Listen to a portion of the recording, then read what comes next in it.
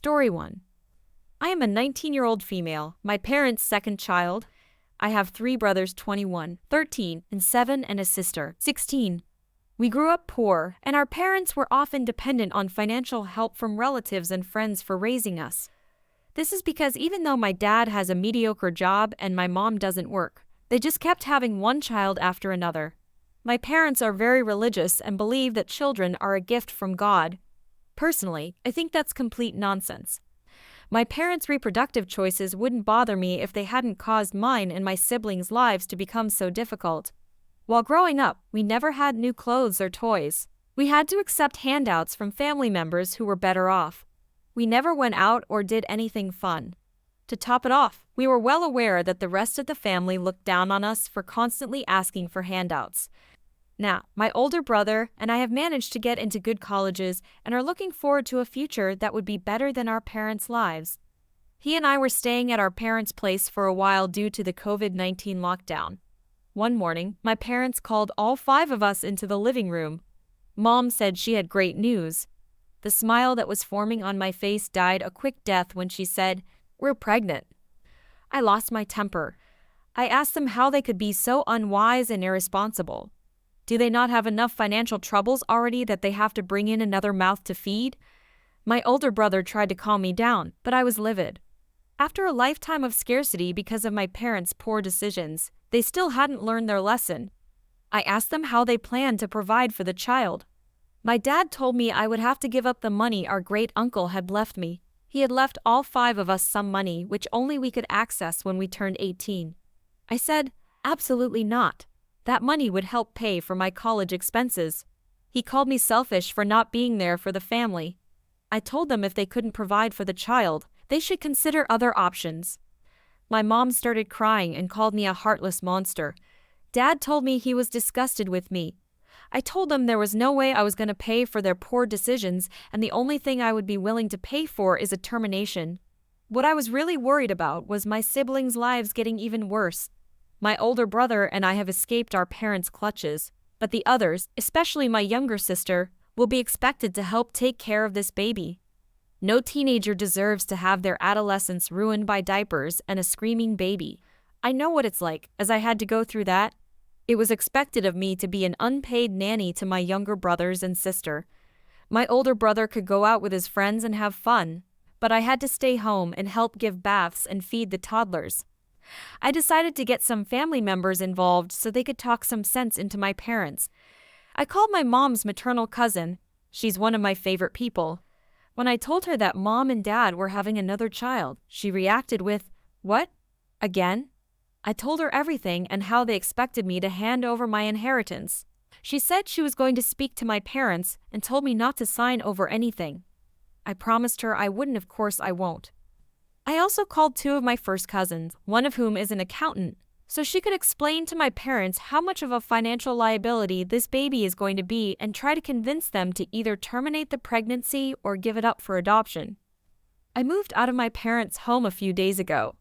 I was only going to stay there until the lockdown was relaxed, but I just can't bear to listen to my mom's nagging about how this baby is a blessing and that I want to harm it. I've moved into a friend's basement for minimal rent. My mom's cousin paid them a visit about a week ago and tried to tell them they weren't doing this child any favors by bringing it into a life of poverty. My mom was very rude to my aunt and told her that a woman who chose to remain childless will never understand a mother's love. My aunt never wanted kids nor had any. One of the reasons she's my favorite. My dad told her to get out. Aunt told me there was nothing she could do, but she did try. I didn't blame her. The cousin tried to explain the economic impact this child would have, and my mom cried about how everyone was trying to take away her baby. What in the world? The intervention didn't do anything. So now I've decided to cut contact with my parents. I just can't watch my family slide further and further into a difficult situation. I'll be maintaining contact with my sister 16 just to make sure my parents can't influence her thinking. My older brother is going to stay in touch with all of them, which is a good thing as he can act as a link between me and the other siblings if my parents ever forbid them from talking to me. Otherwise, I'm done with these people. Story 2. Okay, so I walk with a cane and have an expensive hinged knee brace. It's a brag if you want to look it up for pricing. They range, but mine is well over $400. If I don't wear it, my knee buckles backwards and I fall on my face. I also use a cane when I walk and have several other health issues. I was at Major walking around looking at toys last November for my kids for Christmas. I am very pregnant, and my doctor warned me to avoid stress and that the baby will probably be a month early. So I'm taking it easy, walking slowly, taking breaks, and relaxing often. I get to the toy cars and I'm looking through them, searching for ones my kid doesn't have for stocking stuffers when I feel something touch my leg. I look behind me, and the spoiled child looks up and smiles at me. I smile back, and the following happens. Me. Hello, it's not polite to touch other people's things. Can you not touch my brace, please? Thank you. Spoiled child. But I want it. Give it to me. No, I can't walk without it. You can't have it. And it's not your size anyway. It's made for an adult. I don't care if you give it to me, or I'll tell my mommy. Okay, that's fine. You can tell your mom you cannot have it, sweetheart. At this point, the kid wanders away, and I assume that when the kid says they wanted my knee brace, they get in trouble. I can remember wondering how that conversation would go for that child and parent. I start picking through the cars and find a couple my son doesn't have and put them in my cart. I start looking at the track sets they have and check their pricing against Amazon's pricing. I'm scrolling through my phone when I can feel and hear the Velcro being pulled apart on my brace. I pull my leg up and turn around and see the kid sitting there. Me. Excuse me, I told you no. You cannot have or touch my brace. Mom said I could just take it because you're faking. I'm not faking anything. You need to go back to your mom now. He starts to yell, Mommy. The kid is crying, shrieking, and causing a huge scene, screaming for their mother and grabbing at my brace, which is making me unbalanced. I can feel my heart rate going up, and I'm starting to worry about falling and hurting my baby. Entitled mother, what's the problem here? Me. Your child is asking for my brace. I told them no, and they tried to take it off of me. Well, just give it to him then. I don't see what the big deal is. You can buy another. My insurance only covers me every 5 years. I can't get another one. If your son wants a knee brace, you need to tell him he can't have mine. Well, he can have yours. Take it off and give it to me. The entitled mother steps forward and bends over and starts to try to undo my brace. I kick her in the chest away from me, and she falls on her bottom. It wasn't a hard kick since it was my bad side, but enough to know I mean business. Me. No, help, don't touch me. Entitled mother. You kicked me. You kicked me. Someone call the police. I will have you arrested for this. Now a crowd is forming, and I'm crying, and my brace is half undone around my leg and sagging, giving zero support. I pull my cane out of the cart and use it to support myself while management is asking if I'm okay, and I'm nodding while entitled mother is still shrieking at everyone. They walk me to the shoe department to separate us, and I sit on a bench and calm down. The next thing I know, a police officer is asking me for my brace I stole.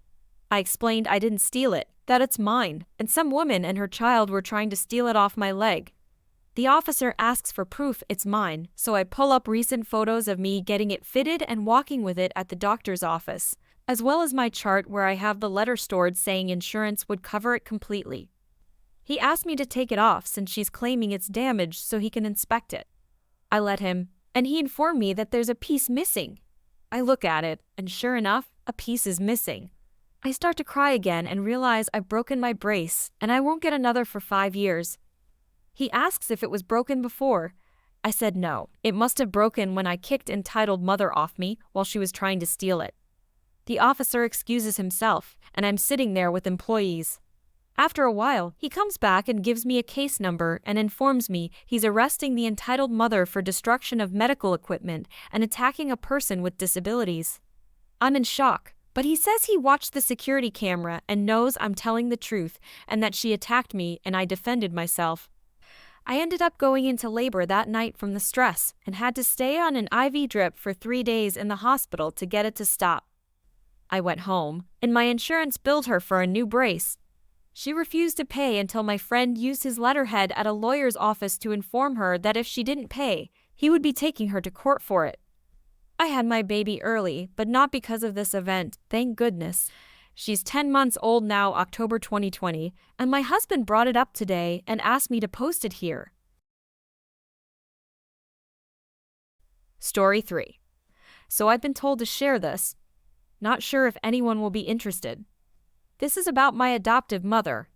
My adoptive parents are British citizens who moved to my country in the European Union. They adopted me, actually expecting mental disabilities, but I was just profoundly deaf. You would think that would be easier. So as I grow up, I get enrolled in deaf schools where I learn sign language. But my mother decides it's too hard for her to learn sign language and actually bans me from using it in the house. I had to mime or point at things until I could start writing, upon which I carried around a notebook everywhere. If I did try to sign, I was called disrespectful for not including her in the conversation. In a strange way, this made my written language skills very good, as well as my lip-reading skills, which many deaf people have challenges with. It was very difficult and upsetting living with her. My adoptive father was nice, but he just listened to whatever she wanted, so he became a bad parent too. I went to university and had limited contact with them. The one time I tried to visit them for the holidays, I returned to a house with a stranger family. My adoptive parents had moved back to Britain without telling me. Who does that? Story 4. I just moved into an apartment last week. So far, everyone I have met in passing has been nice. No one has been too loud at unreasonable hours, arguing with each other, stealing parking spaces, and other typical shared space craziness. Yet, at least, only been here a week. I did, however, encounter a Mama Karen and her 6-year-old son. My apartment is one of those half-in-the-ground units with 2 other floors on top. As such, the top of my patio wall is level to the walking path. If I have my blinds open, you can easily see into my living room and kitchen. This honestly doesn't bother me. The weather is finally really nice here, so after work yesterday, I opened my patio sliding door and blinds to let the cooler air in while playing some Minecraft. After a while, I could hear a couple of women talking outside a few units down. Just general chit-chat. I also heard a smaller kid running around, messing with the gravel along the pathways and generally just being a bored kid while Mommy talked with her friend. Really no big deal at all. Then it happened. I heard one of the women call for the kid.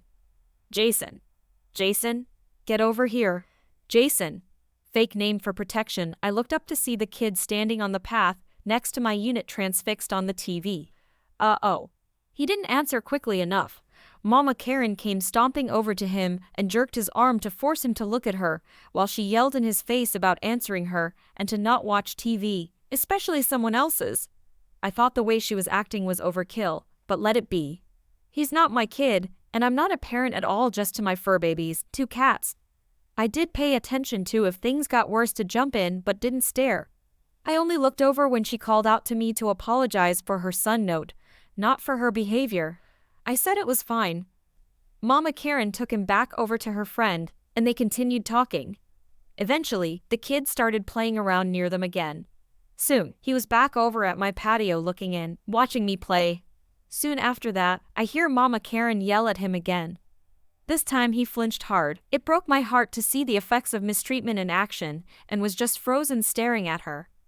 This time I jumped up and went to my patio door. She was already at him by then and yelling at him again. I tried to interject to say I truly didn't mind that he was watching me play.